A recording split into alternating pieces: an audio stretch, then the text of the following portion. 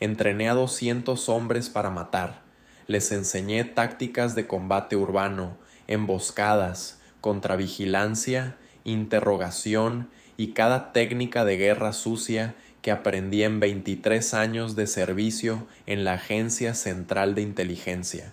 Lo hice pensando que estaba fortaleciendo la guerra contra el narcotráfico. Resulta que estaba armando al enemigo.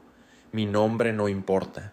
Lo que importa es lo que hice entre 1997 y 2003 en territorio mexicano. 6 años de mi vida dedicados a un programa que oficialmente no existe, entrenando a lo que me dijeron eran unidades de élite del ejército mexicano, grupos especiales para combatir al crimen organizado. Eso me dijeron, y yo les creí. Durante más de 20 años guardé silencio, firmé acuerdos de confidencialidad, recibí pensión del gobierno, me mudé a un pueblo pequeño en Montana donde nadie me conoce. Traté de olvidar, pero hay cosas que no se olvidan, y cuando empecé a ver en las noticias las masacres, los cuerpos colgados de puentes, las fosas clandestinas, y reconocí las tácticas, reconocí los métodos, supe que parte de eso era mi culpa. Voy a contar exactamente qué pasó, cómo llegué ahí, qué hice, cuándo me di cuenta de la verdad y por qué me tomó tanto tiempo hablar. No espero perdón, solo quiero que se sepa. Empecé en la CIA en 1974. Tenía 22 años, recién salido de la universidad, con una licenciatura en ciencias políticas y un español bastante decente porque mi madre era de Puerto Rico. En esa época la agencia reclutaba mucho en universidades, sobre todo a gente con idiomas. Me acercaron, hice las pruebas, pasé los filtros psicológicos y antes de darme cuenta estaba en Langley aprendiendo cosas que nunca pensé que existían. Mis primeros años fueron trabajo de escritorio, análisis de inteligencia, principalmente sobre Centroamérica. Era la época de la Guerra Fría, todo giraba alrededor del comunismo, y mi trabajo era leer reportes, traducir documentos, identificar patrones. Nada glamoroso, pero en 1980 me transfirieron a operaciones. Ahí empezó lo real. Estuve en Honduras, en El Salvador, en Guatemala, entrenando fuerzas locales, asesorando gobiernos, haciendo el trabajo sucio que el gobierno americano no podía hacer abiertamente. Contrainsurgencia le llamábamos. En realidad era guerra sucia. Para los 90 ya era veterano. Había sobrevivido a 3 administraciones, a escándalos como Irán Contra, a purgas internas. Conocía el sistema, sabía cómo funcionaba y tenía una reputación de hacer el trabajo sin hacer preguntas incómodas. Eso, en retrospectiva, fue mi error más grande. En 1996 me llamaron a una reunión en Washington. Era diciembre, me acuerdo, porque había nieve y mi vuelo desde El Paso se retrasó 2 horas. La reunión era en un edificio que ni siquiera tenía nombre visible, a unas cuadras del Capitolio. Éramos como 8 personas, la mayoría caras nuevas para mí. Había gente del Departamento de Estado, alguien de la DEA y un par de militares. Me explicaron el programa. México estaba cada vez peor con el narcotráfico. Los cárteles se estaban fortaleciendo, la violencia escalaba y el gobierno mexicano había pedido ayuda discreta. No querían marines ni operaciones visibles, querían entrenamiento. Querían que sus fuerzas especiales aprendieran las técnicas que nosotros habíamos perfeccionado en décadas de conflictos. Mi trabajo sería establecer un campo de entrenamiento en territorio mexicano, reclutar instructores y preparar a grupos selectos de soldados mexicanos. El programa se llamaba oficialmente Proyecto Fortaleza. En los documentos internos le decíamos simplemente El Rancho. Acepté sin pensarlo mucho. Llevaba 20 años haciendo exactamente eso en otros países. México parecía un destino casi cómodo comparado con las selvas de Guatemala o las montañas de Honduras. Llegué a México en febrero del 97, me establecí primero en la Ciudad de México, en una casa de seguridad en Coyoacán. Pasé las primeras semanas reuniéndome con contactos del gobierno mexicano, coordinando logística y buscando ubicaciones para el campo de entrenamiento. Encontramos un lugar perfecto en Sinaloa, un rancho abandonado a unas 2 horas de Culiacán en medio de la sierra.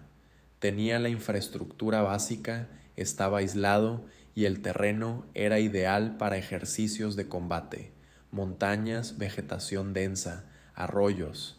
Parecía diseñado para lo que necesitábamos. El primer grupo llegó en abril del 97, 40 hombres. Me los presentaron como integrantes del Grupo Aeromóvil de Fuerzas Especiales, los famosos GAFES. Soldados de élite, me dijeron, lo mejor que tenía México, y la verdad, al principio todo cuadraba. Llegaron en uniformes militares, con identificaciones oficiales, transportados en vehículos del ejército. Su comandante era un coronel llamado Mendoza, un tipo serio de unos 40 y tantos años, que hablaba poco y observaba todo. Me cayó bien, parecía profesional. Los primeros meses fueron entrenamiento básico, tácticas de pequeñas unidades, movimiento en terreno hostil, comunicaciones, primeros auxilios de combate, nada extraordinario, lo mismo que había enseñado docenas de veces en otros países. Los hombres eran buenos, disciplinados, en buena condición física y aprendían rápido. Algunos ya tenían experiencia de combate, se notaba en cómo se movían, en cómo reaccionaban bajo presión, no eran novatos, pero había cosas que me llamaban la atención, pequeñas cosas que en su momento descarté como diferencias culturales o peculiaridades del sistema mexicano. Por ejemplo, algunos de los hombres tenían tatuajes que no parecían militares, símbolos que no reconocía, números, figuras religiosas en lugares visibles. En el ejército americano eso sería inaceptable, pero pensé que en México las reglas eran diferentes. También noté que varios de ellos tenían cicatrices de heridas de bala. No una o dos, varios tenían múltiples cicatrices. Para ser soldados de élite en un país que oficialmente no estaba en guerra, eso era mucha experiencia de combate, pero lo que más me intrigaba era el dinero. Estos supuestos soldados tenían relojes caros, botas de marca, y cuando salíamos del rancho para ejercicios en poblados cercanos, algunos sacaban fajos de billetes que un soldado mexicano no debería tener. Una vez le pregunté al coronel Mendoza sobre eso. Me dijo que eran bonos especiales por misiones de alto riesgo, que el gobierno compensaba bien a estos hombres porque su trabajo era peligroso. Me pareció razonable. En la CIA también teníamos compensaciones especiales para operaciones sensibles. El primer año pasó sin incidentes mayores. Entrenamos a 4 grupos de 40 hombres cada uno, 160 soldados en total. Les enseñé todo lo que sabía, tácticas de asalto, interrogación, supervivencia, contravigilancia, uso de explosivos improvisados, emboscadas, el paquete completo. Cada grupo pasaba 3 meses en el rancho.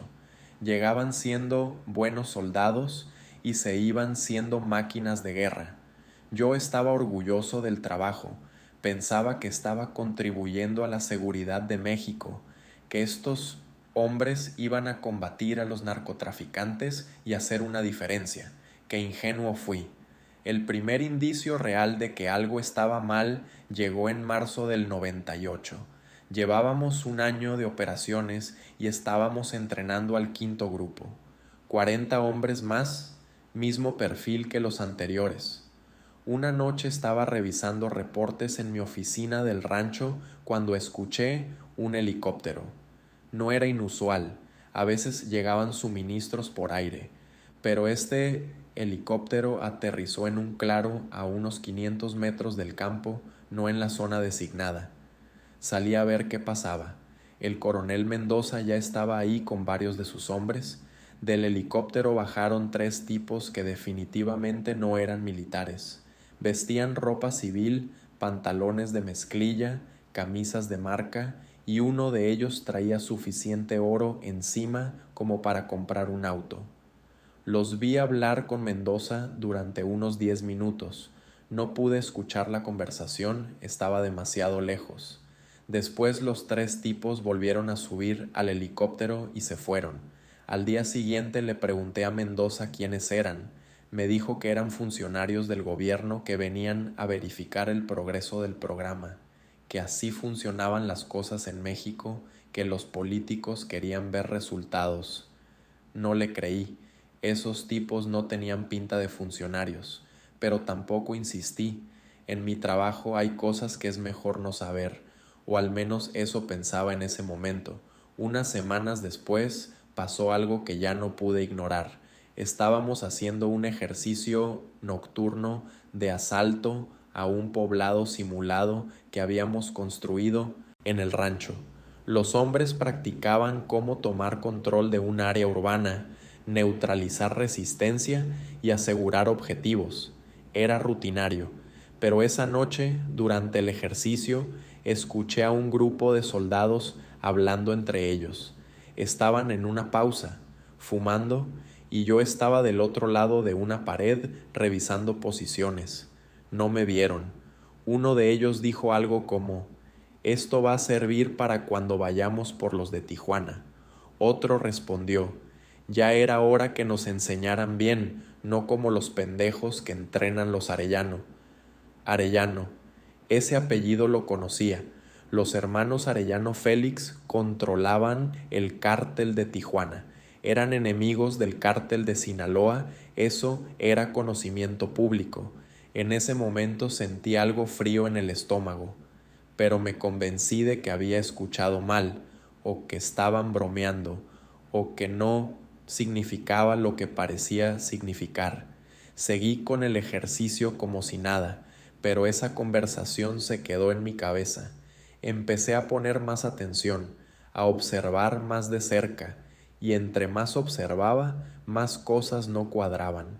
Noté que los hombres a veces recibían llamadas en teléfonos celulares personales. En un programa militar secreto, eso era una violación grave de seguridad, pero nadie parecía importarle. Noté que algunos fines de semana, cuando se suponía que estaban en descanso dentro del rancho, salían en camionetas que no eran del ejército y volvían al día siguiente. Nadie registraba esas salidas.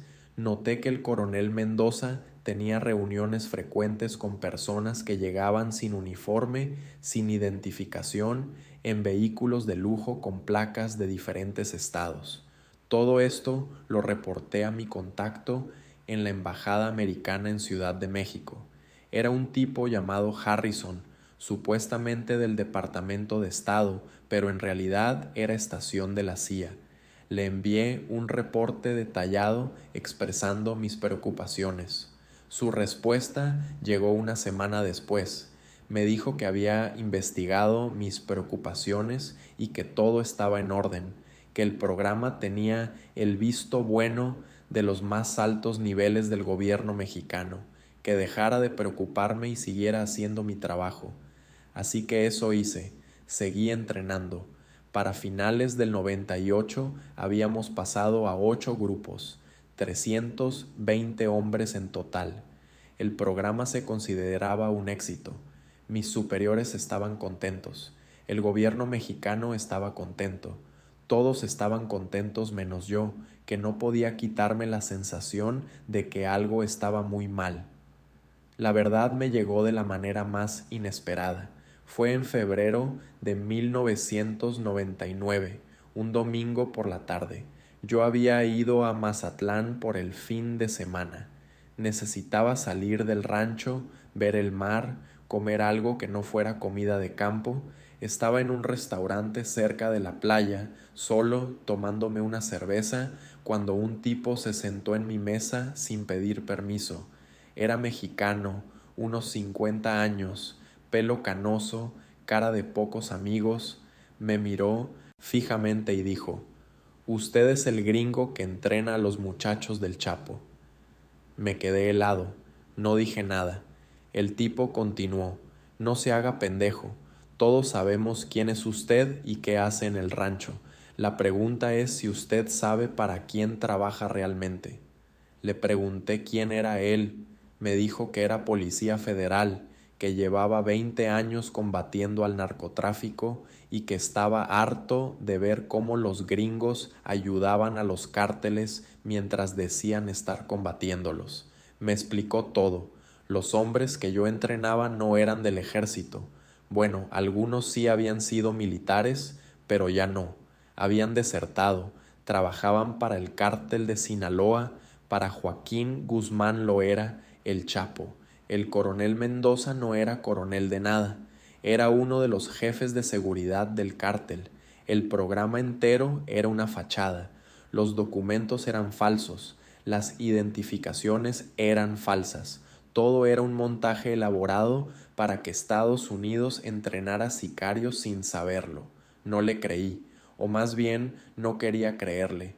Le dije que era imposible, que había verificación, que teníamos contactos en el gobierno mexicano, que no podían engañarnos así. El tipo se rió, me dijo: «¿Verificación? ¿Con quién verificaron? ¿Con los mismos funcionarios que están en la nómina del Chapo?». Me dio un sobre con fotografías. Eran fotos de algunos de los hombres que yo había entrenado, pero no estaban en uniforme militar, estaban en escenas de crimen, ejecutando personas, descuartizando cuerpos, posando con armas junto a montones de droga. Reconocí las caras, eran los mismos hombres, no había duda. El tipo me dijo que se iba antes de que alguien lo viera conmigo. Me dejó el sobre y me dijo: «Haga algo o no haga nada, es su decisión, pero ya no puede decir que no sabía». Me quedé en ese restaurante como 2 horas, sin moverme, mirando las fotografías, sintiendo cómo todo lo que creía se desmoronaba. Había entrenado sicarios, 320 hombres hasta ese momento. Les había enseñado a matar de maneras que antes no conocían. Les había dado las herramientas para ser más eficientes, más letales, más difíciles de atrapar, y todo ese tiempo pensé que estaba haciendo algo bueno. Volví a Washington al día siguiente, no regresé al rancho, tomé un vuelo a Ciudad de México y de ahí directo a Dulles. Llegué a Langley sin avisar y exigí ver a mi supervisor directo. La reunión fue un desastre. Le mostré las fotografías, le expliqué lo que el policía federal me había dicho, le dije que el programa estaba comprometido, que habíamos estado entrenando criminales. Su reacción no fue la que esperaba. No se sorprendió, no se alarmó, solo me miró con una expresión que no puedo describir exactamente, como de fastidio mezclado con algo más. Me dijo que me calmara, que había cosas que yo no entendía, que el programa era más complicado de lo que parecía, que a veces había que trabajar con elementos cuestionables para lograr objetivos mayores. Le pregunté directamente: ¿sabían que estábamos entrenando sicarios? No me respondió directamente, solo dijo: la situación en México es muy compleja, a veces hay que elegir el mal menor. Ahí entendí todo. Sabían, tal vez no todos los detalles, pero sabían que algo no estaba limpio y decidieron mirar hacia otro lado, porque les convenía, porque había acuerdos que yo desconocía, porque la guerra contra las drogas era un negocio donde todos ganaban algo, menos la gente que moría. Me dieron 2 opciones. Podía volver al programa y seguir como si nada hubiera pasado, o podía retirarme anticipadamente con pensión completa y un acuerdo de confidencialidad que me prohibía hablar de cualquier cosa relacionada con mis operaciones. Elegí retirarme. No podía seguir, pero tampoco hice lo que debería haber hecho. No fui a la prensa, no busqué congresistas, no expuse nada. Firmé los papeles, tomé el dinero y desaparecí. Durante 20 años me dije que había tomado la decisión correcta, que si hablaba, mi familia estaría en peligro, que nadie me creería, que el sistema era demasiado poderoso para enfrentarlo, pero la verdad es que tuve miedo y fui cobarde. Lo que pasó después del 99 solo confirmó mis peores temores. En el año 2000 empezaron a aparecer noticias sobre un grupo llamado los Zetas. Eran desertores del ejército mexicano, exmiembros de los Gafes que ahora trabajaban como brazo armado del Cártel del Golfo. Usaban tácticas militares, estaban extremadamente bien entrenados y eran responsables de niveles de violencia que México no había visto antes. Reconocí los métodos. Eran los mismos que yo había enseñado: emboscadas coordinadas, interrogatorios sistemáticos, operaciones de contravigilancia, uso de explosivos. Era mi currículum convertido en terror. Los Zetas no eran mis alumnos directos. Ellos habían sido entrenados por otras fuentes, otros programas, pero el concepto era el mismo: soldados de élite convertidos en sicarios, y yo había sido parte de ese sistema, aunque fuera con los de Sinaloa. El cártel de Sinaloa, mientras tanto, se hacía cada vez más poderoso. El Chapo se escapó de prisión en 2001. Su organización controlaba rutas, territorios, y tenía una capacidad operativa que rivalizaba con fuerzas militares convencionales. Cada vez que veía noticias de enfrentamientos, de operativos fallidos, de emboscadas a policías y soldados, me preguntaba cuántos de los atacantes habían pasado por mi entrenamiento, cuántos de los muertos habían caído por técnicas que yo enseñé.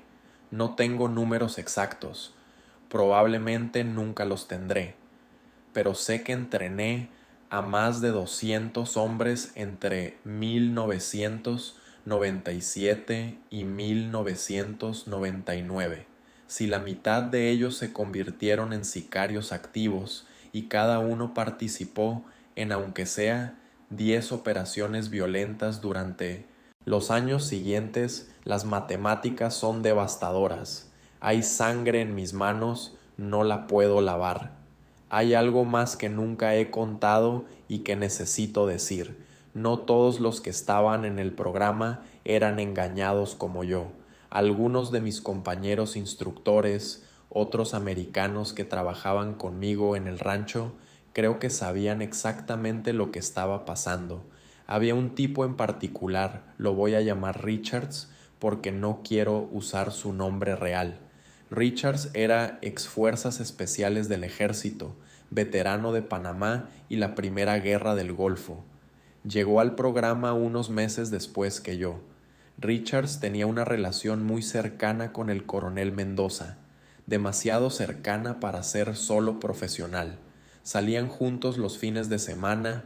Richards recibía regalos caros que no venían de su salario, y una vez lo vi aceptar un sobre grueso de uno de los visitantes que llegaban en helicóptero. Nunca confronté a Richards directamente, pero después de que me retiré me enteré de que él se quedó en México varios años más, y cuando finalmente volvió a Estados Unidos compró una casa de $500,000 en efectivo. Con el sueldo de un instructor contratista, eso no es posible. Lo que quiero decir es que la corrupción no era solo del lado mexicano. Había americanos que sabían, que participaban, que se beneficiaban. El programa no era un error o un engaño que nos jugaron. Era un sistema donde todos los que querían saber, sabían. Yo fui el tonto que tardó demasiado en darse cuenta. Después de retirarme pasé años tratando de olvidar. Me mudé a Montana, compré una cabaña en medio de la nada y viví como ermitaño. Tuve una esposa durante unos años, pero el matrimonio no sobrevivió. Es difícil mantener una relación cuando no puedes hablar de nada importante de tu vida. Empecé a beber demasiado. Tuve problemas de insomnio, pesadillas, todo el catálogo de síntomas que ahora llaman estrés postraumático. Pero en esa época nadie hablaba de eso, menos para gente como yo. Se suponía que éramos duros, que podíamos con todo. Lo que me mantuvo callado durante tanto tiempo fue una mezcla de miedo, vergüenza y la convicción de que nadie me creería. ¿Quién iba a creer que la CIA entrenó sicarios? Sonaba a teoría de conspiración, y aunque tuviera las fotografías que me dio el policía federal, esas desaparecieron en algún momento. Creo que me las robaron de la cabaña, pero nunca pude probarlo. También pesaba el acuerdo de confidencialidad. Técnicamente, al hablar, ahora estoy violando ese acuerdo. Podrían quitarme la pensión, podrían demandarme, podrían hacer cosas peores. Pero ya tengo 72 años, ya no me importa. Lo que me decidió a hablar fue ver lo que pasó en México en la última década. Las más de 100,000 muertes por la guerra del narco, las desapariciones, las fosas con cientos de cuerpos, los periodistas asesinados, los alcaldes ejecutados. El nivel de horror que ese país ha vivido es inimaginable. Y yo contribuí a eso. No directamente, no jalé el gatillo, pero entrené a los que lo hicieron. Les di las herramientas, los hice más eficientes. Hay una frase que me persigue desde hace años. La dijo uno de los hombres que entrené, un tipo joven de tal vez 25 años, durante un ejercicio de tiro. Después de hacer un recorrido perfecto, se volteó hacia mí con una sonrisa y dijo: «Gracias, profe, con esto ya nadie nos va a parar». En ese momento lo tomé como un cumplido. Ahora entiendo lo que realmente significaba. Mucha gente se pregunta cómo es posible que esto pasara, cómo es que la agencia de inteligencia más poderosa del mundo pudo ser engañada tan fácilmente, cómo no había controles, verificaciones, maneras de detectar que estábamos entrenando criminales en lugar de soldados. La respuesta es complicada, pero voy a intentar explicarla. Primero, hay que entender cómo funcionan estos programas. No son operaciones regulares de la CIA, son lo que llaman programas de asistencia, manejados con fondos especiales, con poca supervisión del Congreso y mucha discreción local. El jefe de operaciones en el terreno tiene enorme autonomía para decidir cómo se hacen las cosas. Segundo, dependíamos casi completamente de nuestros contactos mexicanos para verificar a los participantes. Ellos nos daban las listas, ellos hacían el reclutamiento, ellos validaban las credenciales, nosotros confiábamos en que estaban haciendo su trabajo correctamente. Gran error. Tercero, y esto es lo más importante, había incentivos para no hacer preguntas. El programa era considerado un éxito porque estábamos entrenando muchos hombres rápidamente. Nuestros supervisores querían buenos números para reportar. Nadie quería ser el que dijera: «Esperen, hay un problema», porque eso significaba admitir que habíamos fallado.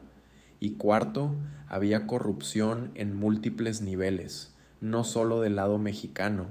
Había americanos recibiendo dinero para mirar hacia otro lado. Había acuerdos que yo desconocía. Había intereses que iban más allá de combatir el narcotráfico. El sistema estaba diseñado para que esto pasara, o al menos para que pudiera pasar sin que nadie tuviera que hacerse responsable. Ahora que lo cuento, me doy cuenta de todas las señales que ignoré. Los tatuajes, las cicatrices, el dinero, las visitas en helicóptero, las conversaciones que escuché, todo apuntaba a la misma dirección y yo elegí no verlo. Parte de mí quiere creer que fui engañado, que fui víctima de una operación elaborada, pero sé que eso es solo una excusa. La verdad es que no quise saber. Era más cómodo seguir entrenando, seguir cobrando mi sueldo, seguir pensando que estaba del lado correcto. En los últimos años he pensado mucho en qué debería haber hecho diferente. Obvio, debería haber investigado más desde el principio. Debería haber reportado mis sospechas antes, insistido cuando me dijeron que todo estaba bien. Debería haber renunciado en el momento en que empecé a tener dudas, no cuando ya era demasiado tarde. Pero sobre todo, debería haber hablado cuando me retiré. Debería haber encontrado un periodista, un congresista, alguien que escuchara. Debería haber sido valiente aunque tuviera miedo. Ahora es demasiado tarde para cambiar nada. Los hombres que entrené ya hicieron lo que iban a hacer. Muchos probablemente están muertos, otros en prisión, otros siguen activos. El daño está hecho. Lo único que puedo hacer ahora es contar la verdad, para que se sepa, para que quede registro, para que tal vez si alguien en una posición similar algún día tiene dudas, tenga el valor de actuar antes de que sea demasiado tarde. Hay algo que quiero aclarar antes de terminar. No estoy diciendo que la CIA como institución planeó deliberadamente entrenar sicarios. No creo que haya habido una conspiración organizada desde Washington para armar a los cárteles. Lo que sí creo es que hay un sistema donde estas cosas pueden pasar sin que nadie sea responsable. Un sistema donde la prioridad es la conveniencia política, no la ética, donde los resultados importan más que los métodos, donde siempre hay alguien dispuesto a mirar hacia otro lado si el precio es correcto. Ese sistema sigue existiendo, tal vez con otros nombres, otros programas, otras geografías, pero la lógica es la misma. Y mientras ese sistema exista, van a seguir pasando cosas como las que yo viví. Van a seguir entrenando a los equivocados, armando a los peligrosos, creando los monstruos del futuro. Yo ya no puedo hacer nada para cambiarlo. Soy un viejo que vive solo en una cabaña, esperando el final. Pero tal vez alguien que escuche esto sí puede. Tal vez alguien que trabaje en uno de esos programas ahora mismo empiece a hacer las preguntas que yo no hice. Me preguntan a veces si me arrepiento. Es una pregunta estúpida. Claro que me arrepiento. Cada día de mi vida me arrepiento. Pero el arrepentimiento no sirve de nada si no va acompañado de acción.